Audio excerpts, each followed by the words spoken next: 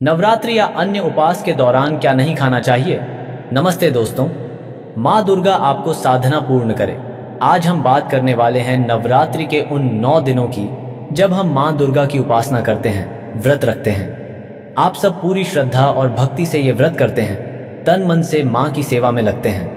पर कई बार ऐसा होता है ना कि हमें लगता है हमने सब नियम माने, सब सही किया, पर फिर भी मन में एक शंका रह जाती है, कहीं अनजाने में कुछ ऐसा तो नहीं खा लिया जिससे व्रत टूट गया, या व्रत का पूरा फल मिलने में कोई कमी रह गई।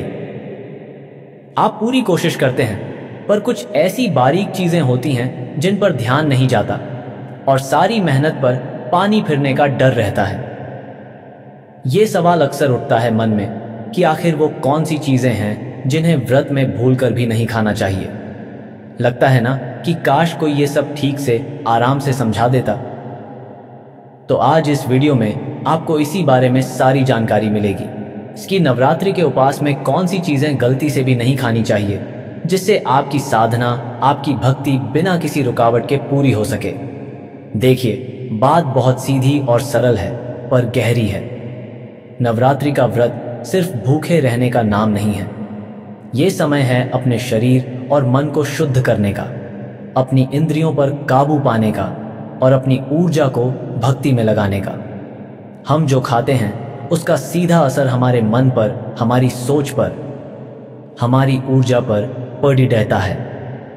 इसीलिए पुराने समय से ही व्रत उपवास के कुछ नियम बनाए गए हैं। ये नियम इसलिए हैं ताकि हम ऐसा भोजन करें जो हल्का हो, आसानी से पच जाए, शरीर में भारीपन या आलस न लाए और मन को शांत रखे, भक्ति में लगाए रखे। जब हम गलत चीजें खा लेते हैं तो शरीर भारी हो जाता है, मन भटकने लगता है, तामसिक या राजसिक विचार आने लगते हैं और व्रत का जो असली मकसद है वो पूरा नहीं हो पाता। इसीलिए कुछ चीजों को व्रत में खाना मना किया गया है। सबसे पहली और सबसे जरूरी चीज जिसे व्रत में बिल्कुल नहीं खाना चाहिए वो है अन्न। अब अन्न का मतलब क्या है? अन्न यानी कोई भी अनाज। इसमें गेहूं, चावल, जौ, बाजरा, मक्का, रागी, सूजी, मैदा, बेसन, दलिया, ये सब आते हैं। इनसे बनी कोई भी चीज जैसे ऐसे रोटी, पूड़ी, परांठा, ब्रेड, बिस्कुट, पास्ता, नूडल्स, ये सब व्रत में वर्जित हैं। क्यों? क्योंकि अन्न हमारे रोज के भोजन का आधार है। व्रत में अन्न त्यागने का मतलब है अपनी रोज की आदतें, अपनी निर्भरता को त्यागना और शरीर को हल्का रखना ताकि ध्यान और भक्ति में मन लग सके। अन्न भारी होता है, इसे पचाने में शरीर को ज्यादा मेहनत करनी जिससे आलस आता है। व्रत में हमें चुस्त रहना है, जागरूक रहना है। इसलिए अन्न का त्याग सबसे पहला नियम है। आजकल बाजार में कुत्तू का आटा, सिंघादे का आटा या राजगिरा, रामदाना का आटा मिलता है। ये अनाज नहीं है, ये फल या बीज से बनते हैं, इसलिए इन्हें फलाहार में इस्तेमाल किया जाता है। पर गेहूं, चावल और दूसरे अनाज पूरी तरह से मना है। अनाज के साथ ही दालें भी व्रत में नहीं खानी चाहिए। अरहर, मूंग, मसूर, चना, उड़द, राजमा, छोले, किसी भी तरह की दाल या फली का सेवन नवरात्रि के व्रत में नहीं किया जाता। इन्हें भी अन्न की श्रेणी में ही गिना जाता है जब बात व्रत की आती है। दालें प्रोटीन का अच्छा स्रोत होती हैं, पर व्रत के समय इन्हें पचाना भी शरीर के लिए भारी हो सकता है और ये शरीर में गर्मी भी पैदा कर सकती हैं। मकसद वही है, शरीर को हल्का और सात्विक रखना। अब बात करते हैं नमक की। रोज के खाने में हम जो सफेद नमक इस्तेमाल करते हैं वो समुद्री नमक होता है और उसे कई प्रक्रियाओं से गुजारा जाता है। व्रत में इस साधारण नमक का इस्तेमाल नहीं करना चाहिए। इसकी जगह सेंधा नमक, जिसे लाहौरी नमक या पहाड़ी नमक भी कहते हैं, उसका प्रयोग किया जाता है। सेंधा नमक प्राकृतिक रूप से पाया जाता है, इसे शुद्ध माना जाता है और ये शरीर पर उतना भारी नहीं पड़ी देता जितना साधारण नमक। तो अगर आपको व्रत के फलाहार में नमक डालना है तो सिर्फ सेंधा नमक ही डालें। साधारण नमक डालने से व्रत टूट सकता है। कुछ सब्जियां हैं जिन्हें व्रत में खाना सख्त मना है और उनमें सबसे ऊपर आते हैं प्याज और लहसुन। इन्हें तामसिक भोजन माना जाता है। शास्त्रों में कहा गया है कि प्याज और लहसुन मन में उत्तेजना, क्रोध और वासना जैसे भावों को बढ़ाते हैं। ये मन को शांत नहीं रहने देते, भटकाते हैं। व्रत का उद्देश्य मन को शांत और एकाग्र करना है, इसलिए प्याज और लहसुन का सेवन पूरी तरह से वर्जित है। इनसे बनी कोई भी चीज, चाहे वो पाउडर के रूप में हो या पेस्ट के रूप में, व्रत के खाने में नहीं डालनी चाहिए। इसी तरह हींग का प्रयोग भी व्रत में नहीं किया जाता है। मसालों की बात करें तो व्रत में बहुत तेज और गरम मसाले इस्तेमाल नहीं करने चाहिए। हल्दी को लेकर थोड़ी अलग अलग राय है। कुछ लोग इस्तेमाल करते हैं, कुछ नहीं करते। पर गरम मसाला, धनिया पाउडर, लाल मिर्च पाउडर, राई, सरसों, इन सब से बचना चाहिए।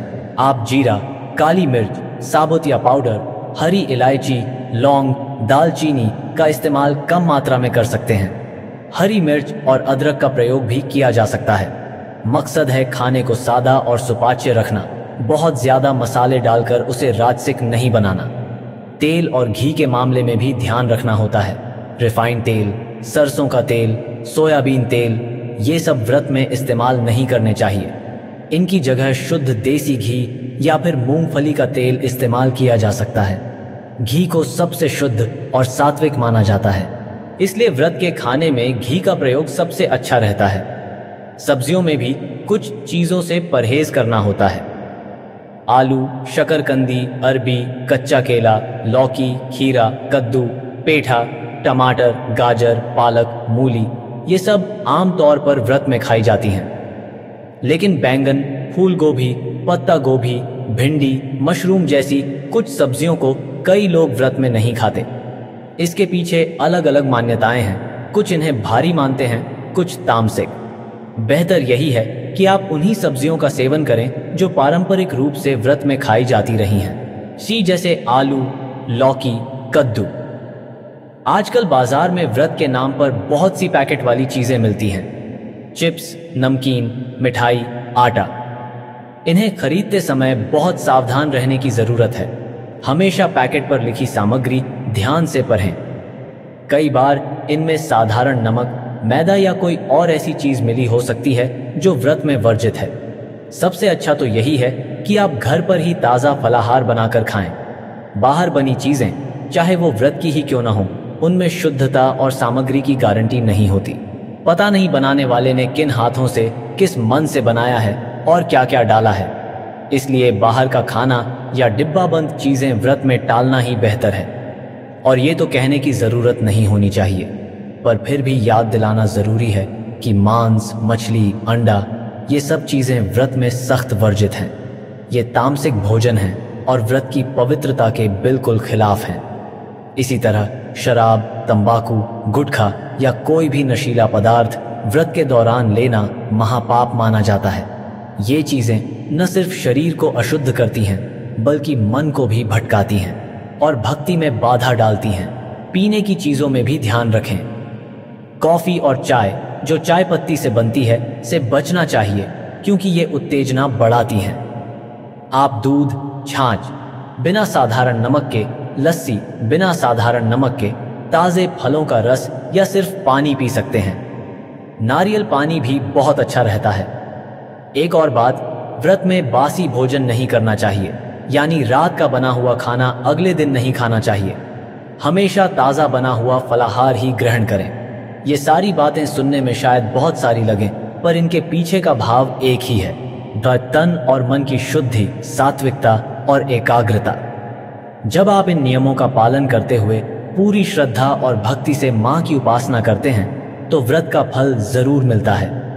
ये नियम आपको बाहरी दुनिया की भागदौड़ दैच और खान पान की आदतों से हटाकर अपने भीतर देखने और माँ से जुड़ने में मदद करते हैं। हो सकता है आपके परिवार या इलाके में कुछ नियम थोड़े अलग हों, क्योंकि भारत में विविधता बहुत है, पर जो मूल सिद्धांत हैं, अन्न, प्याज, लहसुन, साधारण नमक, तामसिक भोजन से परहेज, ये लगभग हर जगह माने जाते हैं। तो दोस्तों, इस नवरात्रि जब आप व्रत रखें तो इन बातों का ध्यान जरूर रखना। अनजाने में हुई गलती भी आपकी साधना में रुकावट डाल सकती है। श्रद्धा के साथ नियमों का पालन करें, माँ का ध्यान करें और अपनी भक्ति को मजबूत बनाएं। दोस्तों, एक छोटा सा अनुरोध है, अगर आपको ये जानकारी महत्वपूर्ण लगी हो तो वीडियो को लाइक करें इसे अपने दोस्तों और परिवार वालों के साथ शेयर करें ताकि वो भी इन बातों का ध्यान रख सकें।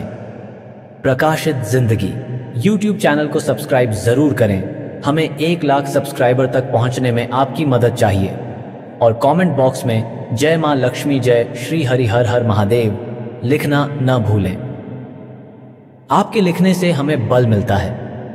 मां भगवती आपकी साधना सफल करें, आपकी मनोकामनाएं पूरी करें, यही प्रार्थना है।